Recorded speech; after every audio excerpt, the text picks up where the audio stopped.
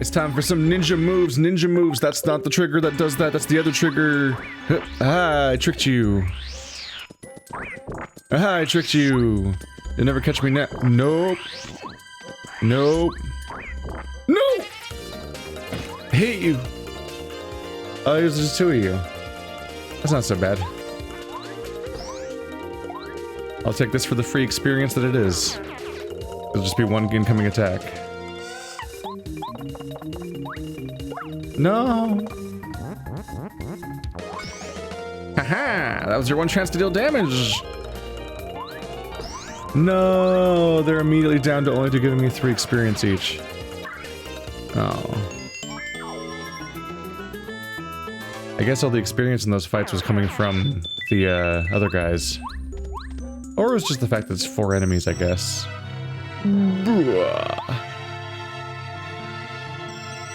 Turn back, come no farther. Turn away or I'll eat you. Did you like me in The Nightmare Before Christmas? It's been a long 20 years. Do they still sell my merch at Hot Topic? It's my only source of residuals. What do you think? Scary monster, aren't I? You know you want to run fight. What? You will regret this. Nah, give me you better level me up. You better be worth 10 experience or I'm gonna be disappointed with you. Like, very disappointed. Tattle. There was only one room of enemies between the town and this fight, weirdly enough. So it was like one boss fight, a room of 2 enemies, and then another boss fight. It's just that the one enemy fight was so many dudes that kept having to go back, because I'm like, I'm devastated. Oh no. This monster. Even I don't know what it is. I don't know why, but it looks really terrifying. I get the funny feeling I had a nightmare about it. Max HP 20, defense power 0. I don't know its attack power, but it must have been very powerful, judging by its looks.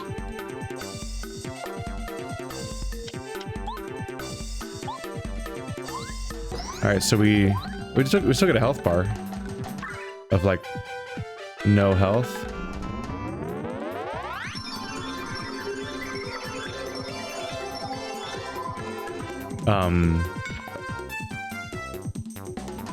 Okay. Are you scared yet? Eh? Is it actually over already?